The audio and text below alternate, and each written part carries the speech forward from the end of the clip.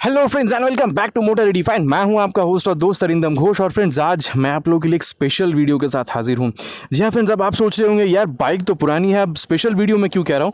अब देखिए फ्रेंड्स, आप लोगों ने यहाँ पर 164V की स्टैंडर्ड मॉडल देखी होगी, या फिर आप कह सकते हैं कि जो स्पेशल एडिशन है जो ब्लैक कलर में आती है वो आप लोगों ने देखी होगी। लेकिन यहाँ पर अब देखिए, ये जो स्टैंडर्ड एडिशन है उसके साथ यहाँ पर आप लोगों को स्मार्ट कनेक्ट टेक्नोलॉजी मतलब ब्लूटूथ यहाँ पर इस बाइक में आप लोगों को मिल रही है। बाकी इसके पहले भी एक ही बार मैंने आप लोगों के लिए इसकी एक वीडियो बनाई थी, और खास इसलिए भी क्योंकि ये इंडिया में और कहीं अभी अवेलेबल नहीं है, आप ये बिल्कुल कह सकते हैं। और चलिए फ्रेंड्स, वक्त जाना करते हुए शुरू करते हैं। और आगे बढ़ने से पहले very special thanks to Rahul TVS Krishnanagar for providing me this bike. अगर आप लोग वेस्ट बंगाल के कृष्णनगर या फिर आसपास के एरिया में रहते हैं, कोई भी आप यहाँ पर टीवीएस की प्रोडक्ट खरीदना चाहते हैं, बिल्कुल आप राहुल टीवीएस कृष्णनगर को कॉन्टैक्ट कर सकते हैं। डिटेल्स अभी आप लोगों को आपके स्क्रीन पर दिख रही होगी। और फ्रेंड्स, टाइटल थंबनेल से आप लोगों ने ऑलरेडी समझ लिया होगा, इस वीडियो के दौरान मैं आप लोगों के साथ 2022 TVS Apache RTR 164V with ride modes standard top and model की जो राइड रिव्यू है वो मैं आज आप लोगों के साथ यहाँ पर बिल्कुल शेयर करूंगा। तो चलिए फिर शुरू करते हैं। राइड पे जाने से पहले आप लोगों के साथ मैं इसकी एक छोटी सी जो वॉक अराउंड है वो मैं शेयर करना चाहूँगा। एकदम क्विक वॉक अराउंड होगी। यहाँ पर आप की दे सकते हैं, आप लोग को यहाँ पर ये वेव की देखने को मिलती है, काफ़ी प्यारी सी इसकी की है और रॉनिन की तरह उतनी भारी भी नहीं है। और जैसे आप इसको यहाँ पर ऑन करते हैं पूरी तरीके से आप लोग को LED हेडलैम्प का सेटअप देखने को मिलता है। टायर की अगर यहाँ पर बात किया जाए तो 90/90 सेक्शन के यहाँ पर आप लोगों को टायर मिल रही है। और वहीं अगर मैं आप लोगों को इसकी जो ब्रेकिंग सिस्टम्स के बारे में बताऊँ तो यहाँ पर आप लोगों को सिंगल चैनल ABS मिलती है। आप देख सकते हैं यहाँ पर सुपर मोटो ABS भी यहाँ पर लिखी गई है। बाकी अगर ब्रेकिंग की स्पेसिफिक बात की जाए तो फ्रंट पे आप लोग को यहाँ पर 270 mm की जो पेडल डिस्क है वो आप लोग को यहाँ पर मिल रही है। सस्पेंशन यहाँ पर आप लोगों को चंकी 37 mm की यहाँ पर आप लोगों को फ्रंट में टेलीस्कोपिक फोक मिल रही है विद इस फोक प्रोटेक्टर। और वहीं अगर मैं आप लोगों को इंजन के बारे में बताऊँ तो 159.7 cc SOHC 4 valve air oil cooled engine यहाँ पर आप लोग को मिल रही है विद फ्यूल इंजेक्शन। और यहाँ पर आप लोगों को किक की कोई ऑप्शन कंपनी ने प्रोवाइड नहीं किया है। पावर फिगर्स फ्रेंड्स, यहाँ पर अगर आप लोग देखते हैं तो आप लोग को राइडिंग मोड्स मिलती है, तो स्पोर्ट मोड में ही आप लोग को मैक्सिमम टॉर्क और मैक्सिमम पावर मिलती है। बाकी अगर आप लोग रेन और अर्बन मोड में जाते हैं तो वहाँ पर आप लोग को मैक्सिमम माइलेज मिलती है। अब मैं आप लोग को बता दूँ, स्पोर्ट मोड में अगर देखा जाए तो मैक्सिमम पावर यहाँ पर आप लोग को 17.5 PS की मिलती है और मैक्सिमम टॉर्क आप लोग को यहाँ पर 14.7 Nm की मिलती है। बाकी GTT टेक्नोलॉजी यहाँ पर कंपनी ने प्रोवाइड की हुई है, उसको आगे हम लोग बिल्कुल टेस्ट करेंगे। और चलिए अब मैं आप लोग को इसकी जो एग्जॉस्ट नोट है वो भी मैं आप लोग को यहाँ पर सुना देना चाहूँगा बिल्कुल। और चलिए गाड़ी को ऑन होने दे देते हैं। जी, गाड़ी ऑन हो चुकी है, ये देखिए।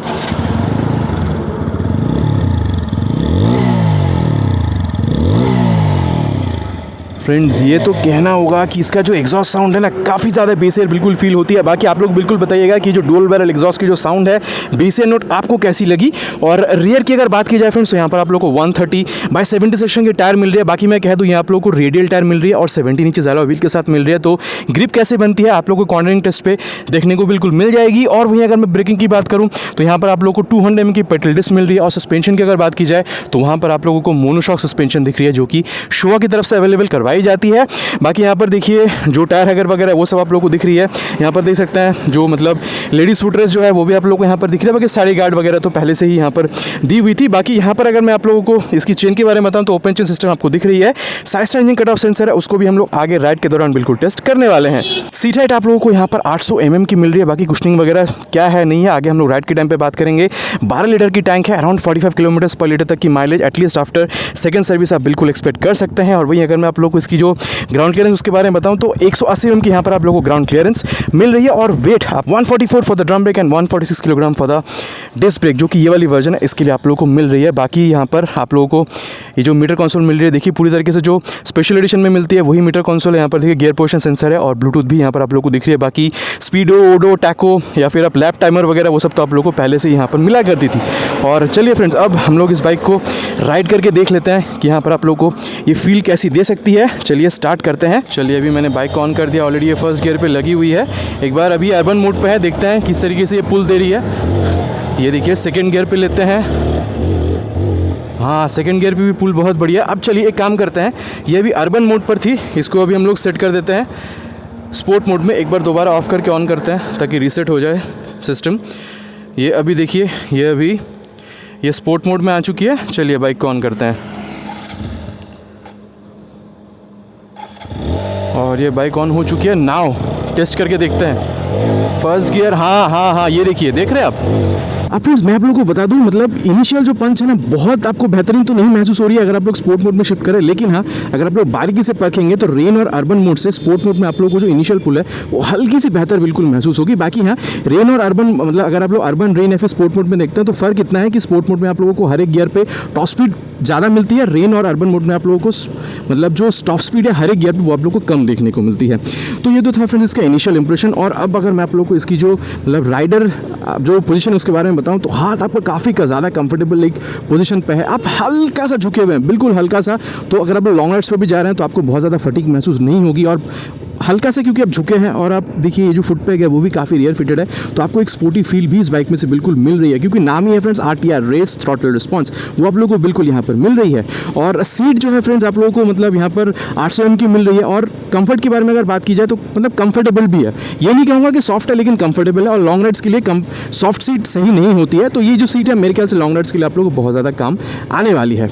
और अब मैं आप लोगों को थोड़ी सी इंजन के बारे में बताना चाहूँगा फ्रेंड्स। ये एक चीज़ मैं आप लोगों को क्लियरली बता सकता हूँ कि अगर आप 162 से अगर आप यहाँ पर अगर आप मतलब शिफ्ट करते हैं ना, तो वाइब्रेशन यहाँ पर आप लोगों को काफ़ी ज़्यादा कम महसूस होती है। मतलब आप कह सकते हैं कि ये नहीं है कि मतलब बिल्कुल ही खत्म हो चुकी है, हल्की सी है, लेकिन वो बिल्कुल समझ में नहीं आती। जैसे कि मैंने अभी ग्लव्स और यहाँ पर जूते पहने हुए हैं तो मुझे तो बिल्कुल ही समझ में नहीं आ रही है, ठीक है। और अब मैं आपको 2-3 चीज़ बताना चाहूँगा। यहाँ पर देखिए कंपनी ने यहाँ पर ये देखिए जो side stand engine cut off sensor है वो भी कंपनी ने दी हुई है। ये देखिए मैंने अभी साइड स्टैंड गिरा दिया, यहाँ पर देखिए ये देखिए सिग्नल भी आ चुकी है और गाड़ी अभी बंद हो चुकी है, मतलब साइड स्टैंड इंडिकेटर भी आ चुकी है। और अब देखिए मैंने अभी साइड स्टैंड हटा दिया है, आपको आवाज़ भी आई होगी। और यहाँ पर देखिए जो इंडिकेटर थी वो भी हट गई है।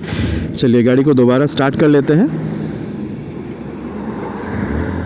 और चलिए अब एक और चीज़ जो अभी यहाँ पर टेस्ट करना बाकी है वो है इसका GTT टेक्नोलॉजी। अभी हम लोग सेकेंड गियर पर है, ये देखिए मैंने अभी अपना हाथ छोड़ दिया है।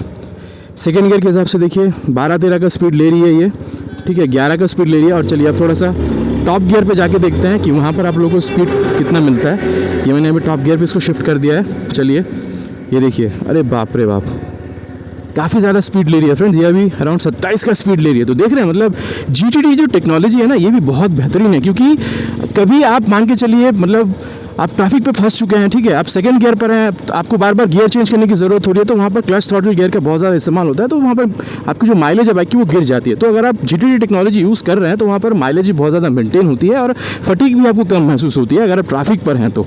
और ये तो था फ्रेंड्स अबाउट मतलब इंजन में जो टेक्नोलॉजीज़ यहाँ पर यूज़ किया गया है। और अब थोड़ी सी बात कर लेते हैं अबाउट द एक्सेलरेशन। वहाँ पर हम लोग जो वाइब्रेशन होगी, वहाँ पर जो स्टेबिलिटी होगी और जो मतलब कंफर्टेबल क्रूजिंग स्पीड होगा वो भी हम लोग वहाँ पर ज़्यादा परखने की कोशिश करेंगे ड्यूरिंग द एक्सेलरेशन टेस्ट। तो चलिए फ्रेंड्स एक्सेलरेशन टेस्ट स्टार्ट करते हैं। और चलिए फ्रेंड्स एक्सेलरेशन टेस्ट स्टार्ट करते हैं। हेलमेट का शीशा डाउन, गाड़ी को मैंने ऑन कर लिया है। फर्स्ट गियर 3 हॉर्न के साथ स्टार्ट करेंगे।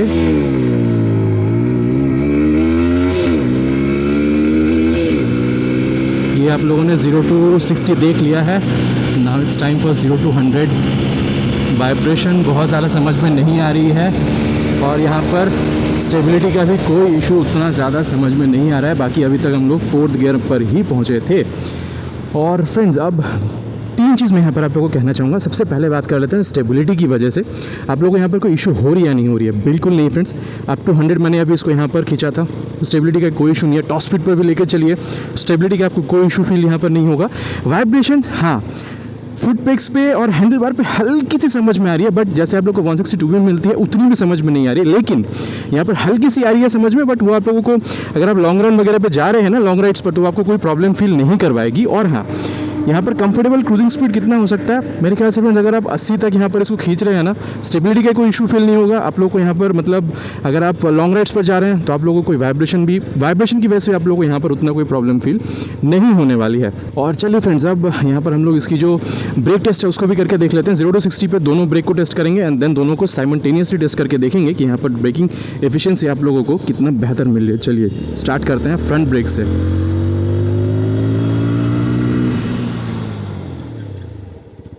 ओहो हो, बहुत बढ़िया बहुत बढ़िया। बाकी गाड़ी ही ऑफ हो गई है, लेकिन हाँ ये कहना होगा फ्रेंड्स कि आप जितना ज़्यादा यहाँ पर ये जो लीवर है उसको पुल कर रहे हैं ना, उतना ज़्यादा आपको यहाँ पर फीडबैक मिल रही है। बाकी बाइट आपको ठीक ठाक ही मिलती है। ओवरऑल अगर मैं फ्रंट ब्रेक के बारे में बताऊँ तो बहुत बढ़िया, एटलीस्ट आप कह सकते हैं कि 9 out of 10 तो इसको बिल्कुल दिया जा सकता है। और चलिए अब इसकी जो रियर ब्रेक है थोड़ी सी उसको भी ट्राई करके देख लेते हैं at the same speed of 60।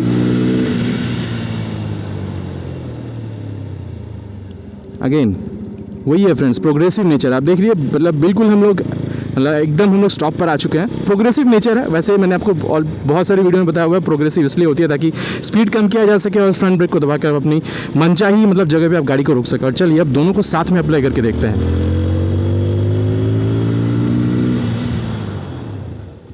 ओ हो, टू ग्रेट, बहुत सही है फ्रेंड्स, बहुत सही है। Fantastic braking efficiency.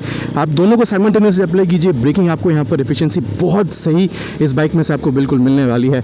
और चलिए फ्रेंड्स, आप थोड़ी सी बात कर लेते हैं अबाउट द सस्पेंशन। और मेरे ख्याल से फ्रेंड्स, चाहे वो फ्रंट हो चाहे वो रेयर हो, या फिर अगर मैं फ्रंट की स्पेसिफिकली बात करूँ ना तो is on the mid side. लेकिन ये बात है ना कि पीछे का जो सस्पेंशन है, मतलब रेयर सस्पेंशन मोनोशॉक है, सो के मोनोशॉक सस्पेंशन है। और मतलब क्या ही बताऊं फ्रेंड्स, मतलब बहुत सही इसमें से रिस्पांस आपको मिल रही है। बाकी अगर आप गड्ढे वगैरह पर भी जा रहे हैं ना, तो ऐसा नहीं है कि बहुत ज़्यादा आपको वो जर्क फील हो रही है, काफ़ी हद तक एब्जॉर्ब भी हो रही है। लेकिन हाँ, जर्क आपको बिल्कुल फील हो रही है क्योंकि मोनोशॉक है, तो फील होनी भी चाहिए और वो फील हो भी रही है। और चलिए फ्रेंड्स, अभी हम लोग सस्पेंशन के बारे में बात कर रहे थे, तो थोड़ी सी इसकी जो कॉर्नरिंग एबिलिटी है वो भी देख लेते हैं।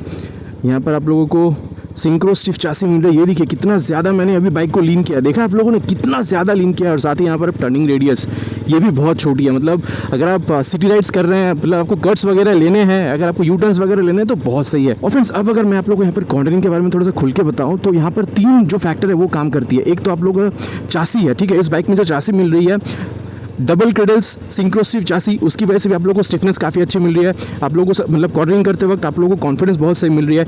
इसका जो सस्पेंशन है ना, वो भी आप लोगों को मतलब उतना ही ज़्यादा स्टिफनेस प्रोवाइड कर रही है, उतना ही ज़्यादा कॉन्फिडेंस आप लोगों को प्रोवाइड करा रही है। और साथ ही रियर जो टायर है वो रेडियल टायर है, प्लस वहाँ पर आप लोग को 130 सेक्शन की टायर मिल रही है। तो ये 3-4 चीज़ हैं जो आप लोग को यहाँ पर कॉर्नरिंग में बहुत ज़्यादा आप कह सकते हैं कि कॉन्फिडेंस बिल्कुल प्रोवाइड करती है। तो ये तो फ्रेंड्स बात हो गया इवन ऑफ कॉर्नरिंग। और चलिए आप थोड़ी सी बात करते हैं अबाउट हैंडलिंग।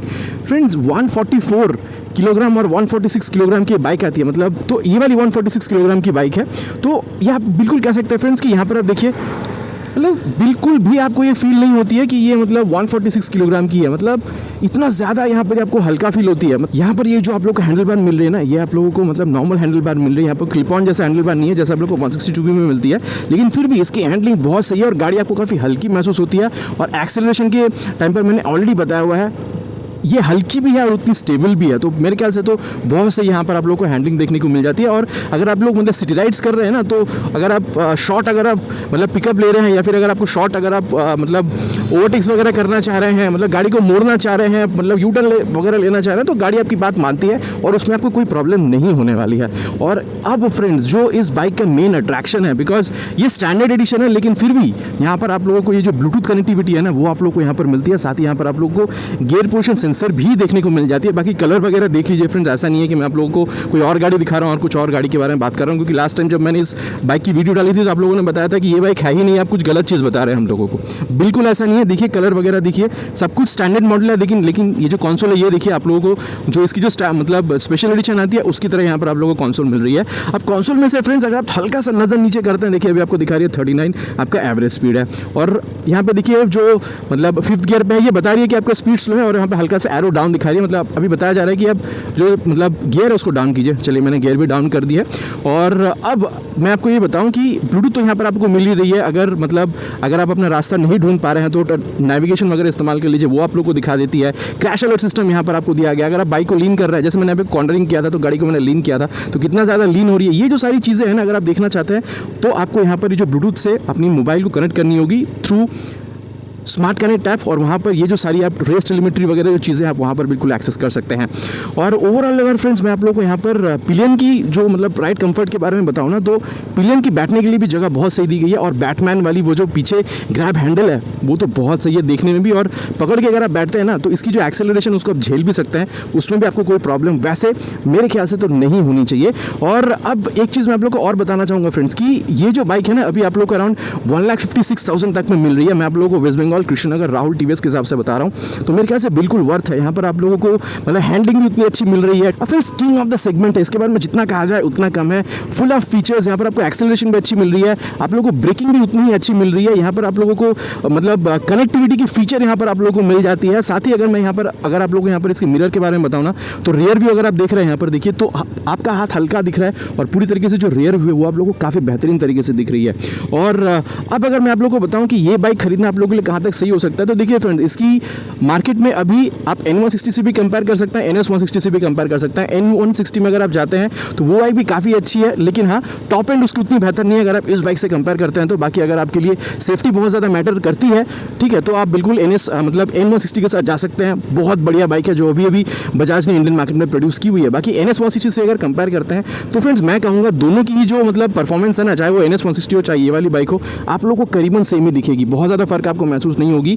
दो यहाँ पर आप लोगों को पावर टॉर्क ज़्यादा मिल रही है, लेकिन मैं कहना चाहूँगा कि अगर आप NS से कंपेयर करते हैं फ्रेंड्स, बी ऑनेस्ट, वहाँ पर भी आप लोगों को जो परफॉर्मेंस मिल रही है करीबन आप कह सकते हैं कि बहुत क्लोज परफॉर्मेंस यहाँ से आप लोगों को NS160 में भी देखने को मिल जाती है। तो फ्रेंड्स ये था मेरा वर्डिक्ट, जहाँ मैंने आप लोगों को इस बाइक की हर एक जो एस्पेक्ट है, राइडिंग एस्पेक्ट, वो मैंने आप लोगों को बताने की कोशिश की है। आशा करता हूँ वीडियो आप लोगों को पसंद आई होगी। चलिए मिलते हैं एक नए वीडियो में एक नए टॉपिक के साथ। Till then ride safe and Jai Hind.